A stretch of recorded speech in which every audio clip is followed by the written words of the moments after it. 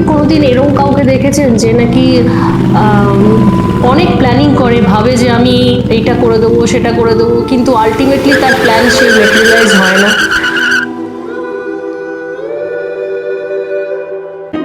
বা এমন কাউকে জানেন যার নাকি আয় প্রচুর কিন্তু হাতে কোনো লিকুইডই নেই, মানে লিকুইড ক্যাশের অভাব, ব্যয়ও প্রচুর?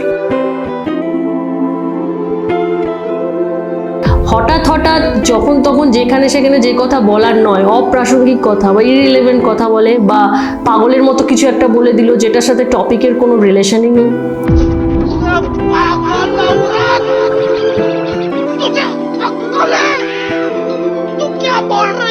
তাহলে আপনাকে বুঝতে হবে কি ওনার চন্দ্রের পজিশনটা মজবুত নয়।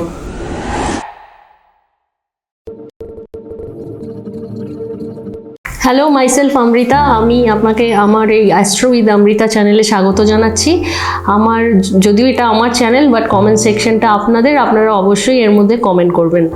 তো আজকের আমার এটাই আলোচ্য বিষয় যে আপনি কি করে বুঝবেন যে আপনার চন্দ্র খারাপ এবং তার প্রতিকার, এবং চন্দ্রকে কি করে মজবুত করবেন তার উপায়। চন্দ্র হচ্ছে এমন একটা, যদিও এটা আমাদের সায়েন্সে এটা আমাদের উপগ্রহ বা স্যাটেলাইট, বাট জ্যোতিষের ভাষায় এটাকে গ্রহই বলা হয়। চন্দ্র আমাদের সব থেকে কাছের প্ল্যানেট বলতে পারেন, বা কাছে যেটাকে সবসময় আমরা দেখতে পাই। এবং সেই জন্য অমাবস্যা পূর্ণিমা যাই হয় না কিন্তু আপনারা জানেন যে ওটা চন্দ্রের প্রভাবেই হয়। যাদের চন্দ্র খারাপ হবে এই অমাবস্যা পূর্ণিমার দিনে দেখবেন তাদের কিন্তু একটা মুড সুইং হওয়ার প্রবণতা থাকে।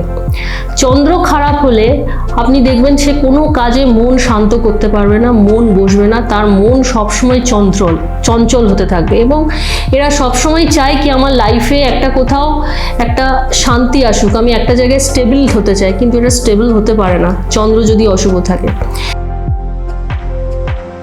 চন্দ্র আরেকটা জিনিস করে, যদি কারোর চন্দ্রের প্রভাব যদি খারাপ হয়, চন্দ্রকে তো সবসময় আপনি জানেনই রাহু কেতু প্রবলেম করেই রেখেছে।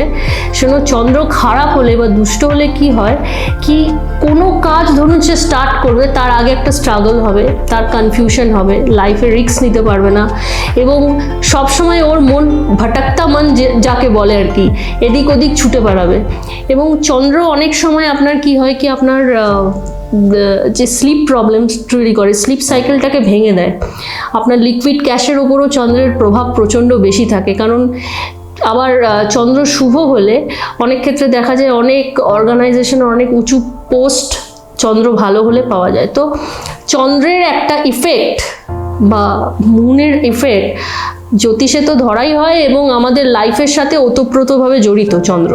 মানে যে কোনো জিনিসের ক্ষেত্রেই আপনার চন্দ্রের প্রভাব অত্যন্ত বেশি। আপনার বিশেষ করে আপনার মাইন্ডকে নিয়ন্ত্রণ করে হচ্ছে চন্দ্র। এই চন্দ্র সব থেকে এক্সল্টেড থাকে বৃষ রাশিতে চন্দ্র এক্সল্টেড থাকে, এবং চন্দ্র খুব ভালো কাজ করে। যারই হাউসে বৃষ রাশিতে দেখবেন চন্দ্র বসে আছে সাইনে, বা কর্কট রাশিতে চন্দ্রের নিজস্ব সাইন হয় এটা, সেইখানে কিন্তু চন্দ্র অনেক সময় ভালো কাজ করে, যদি না অন্য কোনো গ্রহের পাপ গ্রহের দৃষ্টি না থাকে।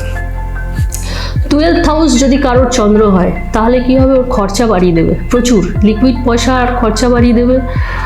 ওর যদি স্বগৃহে থাকে তাও কিছুটা কমব্যাট হতে পারে, বাট আপনার দেখবেন লিকুইড পয়সার অনেক ব্যয় হবে, হসপিটালাইজেশন হতে পারে। আবার চন্দ্র 12th হাউসে কিন্তু আপনাকে বিদেশের ভ্রমণেরও সুযোগ করে দিতে পারে, সেটাও দেখতে হবে। চন্দ্র কিন্তু আপনার পড়াশোনাকেও নিয়ন্ত্রণ করে। যদি আপনার মন অশান্ত হয়, আপনার মন কিছুতেই কাজে বসবে না, কোনো কিছুতে বসবে না। তেমনি 12th হাউস মন কিন্তু আপনাকে স্লিপ প্রবলেম দিতে পারে, মানে আপনার ঘুমের ব্যাঘাত হলো, পাতলা ঘুম, হালকা ঘুম, একটু কিছু হলে শব্দ হলে ঘুম ভেঙে গেল, এরম টাইপের প্রবলেম আপনার দিতে পারে।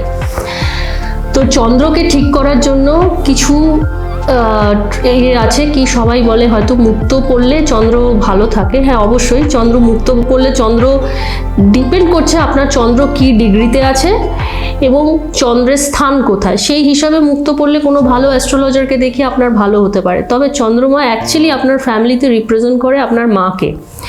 তো আপনার মায়ের সাথে সম্পর্ক ভালো হওয়া উচিত, মাকে অসম্মান একদমই করা উচিত নয়।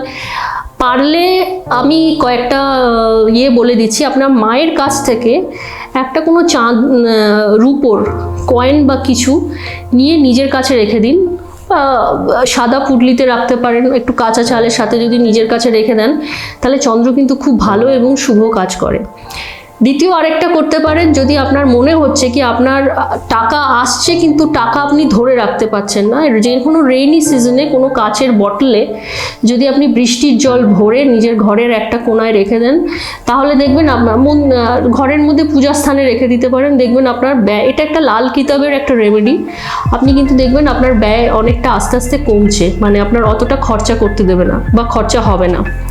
আরেকটা হতে পারে, আপনি আপনার বাড়ির ওপরে যে ওভারহেড ট্যাঙ্ক আছে তার জলটা নিয়মিতভাবে বছরে একবার বা দুবার ওই জলটাকে পরিষ্কার করুন, বা আপনার ওই ওভারহেড ট্যাঙ্কিটাকে পরিষ্কার করুন, তাহলে আপনার চন্দ্র শুভ হতে পারে।